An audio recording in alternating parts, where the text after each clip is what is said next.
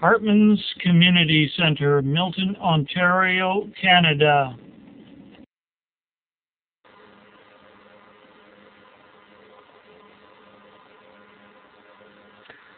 Aurelio King is a bit of a recluse. The residents of Cultus Creek, Ontario, usually gossip about why that foreigner would pay good money to lease thousands of square miles of useless sand. He never ever seems to stay in town at dawn approaches, but goes off in a blaze of burning rubber tires as he heads back into the desert he calls home. Although the locals regard him as a foreigner, he is anything but. Some of the old-timers recall their great-grandparents talking about the arrival of Aurelio King's pioneer forefathers who arrived in the 1950s. It's a funny thing about the King clan. They all speak in a version of the English language which was well spiced with Dutch and a bit of German. Those kings were definitely foreigners. But they were also extremely thrifty and rich. They had always paid in gold, silver, and precious stones. Most people were content to leave them be. Why look a gift horse in the mouth?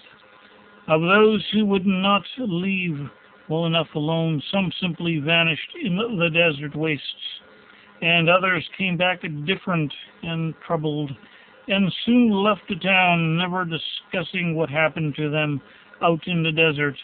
Once they left town, they very rarely made contact with the ones they left behind.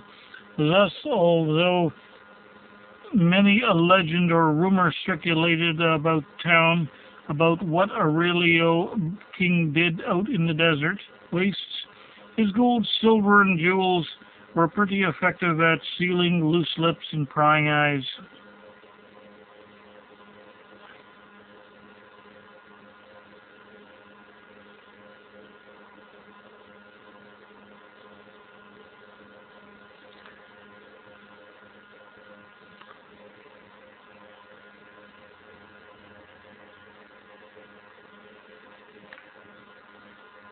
One winter night, as Aurelio roared back into his desert wilderness, a group of reckless young youth decided to follow him and pry his secret from him.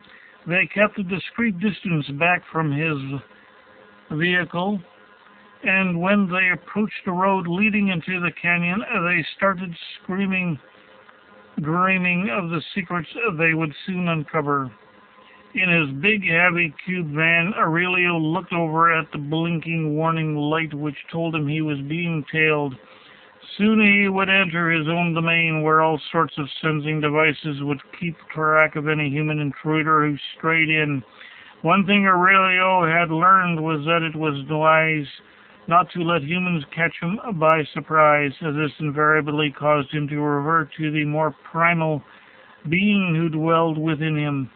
Surprises were definitely not welcomed by Aurelio King, and his desert wilderness was well equipped with ground radar, motion detectors, infrared cameras, which is precious metals and jewels purchased. For Aurelio was not alone in this wilderness. Other creatures called the desert their home, and if they had been detected, the world's religious and scientist communities would have shuddered. Some secrets were not meant to be discovered.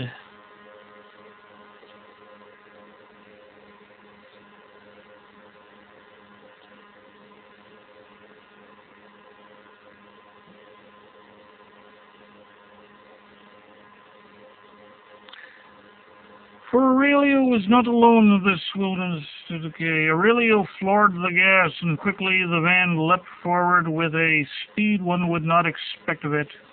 After many twists and turns, Aurelio shook off his pursuers just to make sure, and at one point he stepped out of his van and placed his hands on the rock walls of the canyon he had passed through. The walls cracked and glowed and flowed, and the canyon was no more as it sealed up behind him. He drove on for several more miles, checking that his charges were snug in their shelters along the route, and then he drove to his own lair. Beside him lay the electronic voice box that he used to reproduce human speech. because Aurelio himself was incapable of breathing, let alone speaking. Aurelio was the master dragon builder, a living statue who had once been a human artist and scholar, but who had the misfortune of encountering the mousetrap goddess Histh. He drove the van up to a cliff face beside a large rocky hill, where he got out and placed his hands against a rock and willed the rock to flow. It flowed outward, revealing a tunnel leading down into the earth. After driving in and resealing the entrance, he drove a few miles down the tunnel into a large chamber where he parked the van and strode over to a wall covered with video monitors and an alarm system.